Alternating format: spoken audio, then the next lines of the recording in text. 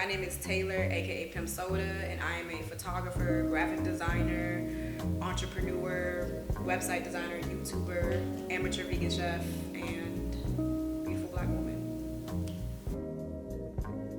So the name has changed a lot, but the finalized name is Art by Taylor C. Because of the fact that I do so many different mediums, I just figured I needed something that can correlate with just about everything. So simple. I've been doing photography since I was 13 years old, so I've been doing it for 12, going on 13 years.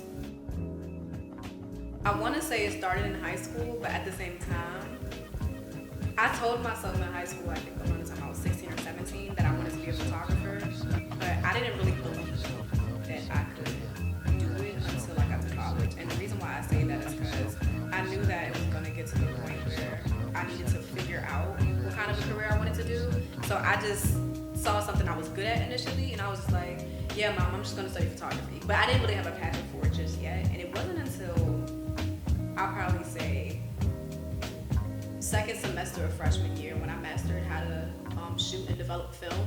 That's when I was just like, oh yeah, I could do this. But at the same time, I still didn't know I would be doing fashion photography. It was layers to it. So fashion photography, that was probably, what year was that? I was living in that house. I think junior year, spring semester. That was when I was like, oh yeah, I'm gonna do this fashion shit. I'm gonna do this fashion shit because I'm fashionable.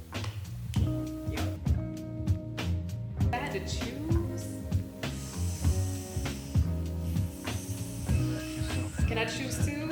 So the first one I did about, I think it was 2 years ago. I did it in Las Vegas, and I was shooting for a modeling agency at the time, and I collabed with a makeup artist from New York, and she actually put some body paint on the male model and the female model, and we shot in the middle of the desert. And the reason why I had to kind of figure out was this my favorite shoot is because that day was actually fucking terrible. The day was shitty. Oh my god, the whole weekend was shitty. But this shoot made up for it. So it's a couple of photos, but that's one of them. So it was just like, it was just next level shit. I was like, ooh, fuck that. Like that, I think that was the shoot that solidified my shooting style. So that's why that's one of my favorites. And then my second favorite is what I did rather recently. I did a maternity shoot for the model London Zylo.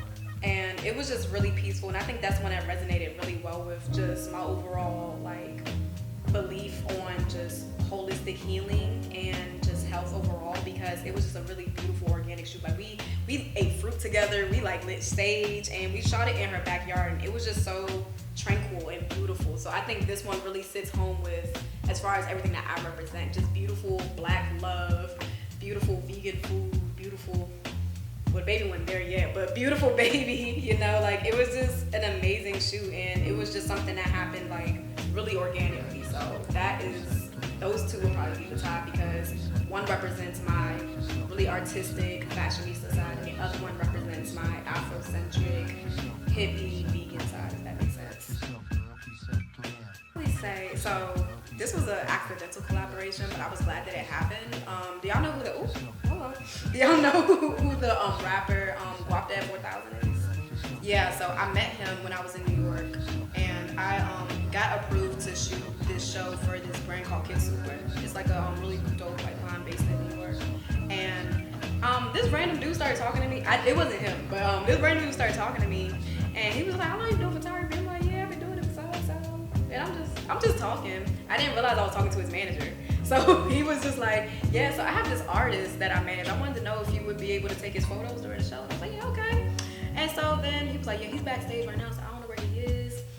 And he brings him out, and I was like, oh, hey, what's up? Like, I was just like, whatever. So we ended up doing like this really like impromptu shoot before the show, because I really wasn't supposed to, but like the way they had the runway set up for that show, I think it was their spring summer 20 show.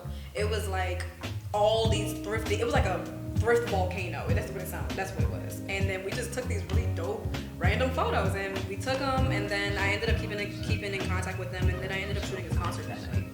So it was really big. Yeah, I definitely shot the Kid Super show. I recently shot Kim Choi. I also did the Blondes. I almost did Laquan Smith, but I didn't do Laquan Smith. I also did Angel Brinks was actually one of the first shows that I did when I went to New York. Matt Brand, I shot Matt Brand's first ever New York Fashion Week show. I forgot about that. That was lit. And I met the owner of Matt Brand. She's really nice. Adriana Sahar, Stevie Boy. He mainly does like fashion shows around the world now, but he's actually from Baltimore. A lot of people don't know that. But I shot for Stevie Boy twice. I've shot in Aruba. I shot in Mexico because I used to live in Mexico, so I've had a lot of different photo shoots and a lot of different sceneries there. Where were we in Virginia? That was also Mexico. That was a different part of Mexico. And I want to say there was another country. There's one more country. I haven't done a whole bunch of abroad shoots. I had one planned, but Corona canceled it. But I definitely want to stretch the horizons, and I want to shoot in more exotic places. Like, you know, I actually supposedly am going to Ghana this year, but I don't know. But hopefully I do go to Ghana, and I definitely want to try to hit up Paris Fashion Week this season. So hopefully I'll be able to do some shoots in Paris. I've surprisingly reached a lot of my goals being as young as I am, but there's quite a few things that I still want to do. I actually want to take about a year to just travel the world and literally build a portfolio from different photos from different countries. That's something I've always wanted to do as a child even. I want to step away from doing shoots just to do for like Instagram for real. And I want to, go ahead, you go to them. Okay.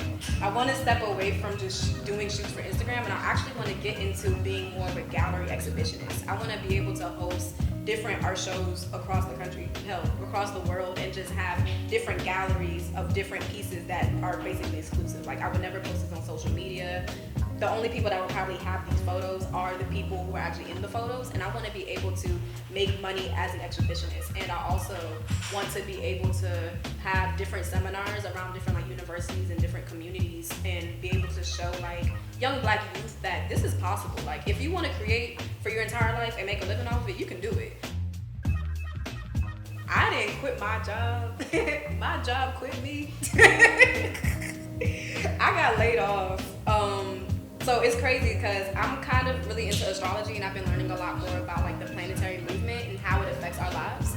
And so one thing I always keep up with is Mercury retrograde. I remember telling Reggie like the night before I got laid off, how nervous I was to move out on my own because we lived here for about a year, and I was scared about how I was gonna keep everything together, how I would have stability, blah blah blah. And I was like, and it's the first day of retrograde. Like, what the hell's about to happen? I didn't know what the hell was about to happen, because I definitely got called into this breakout room, and they told me that they had to let me go, and I was like, I'm sorry, what? Because I thought I was dreaming. I'm like, y'all really did not just let me go, and they dead ass did. And me being a Cancer, I cried my life away. I called Reggie, I called my mom, I called my dad, I called my nana. I was just like, yo, what the hell just happened? So yeah, my job quit me, and I just was to a point where I was just like, you know what? I don't need corporate America. I don't need the white man's handout to be stable. Well, I did take the unemployment. I took the unemployment, but I was just like, you know what? Let me just go ahead and give it a try. So I just reached out to everybody and let them know, you know, if y'all need any shoots, I have super open availability because I don't have a job.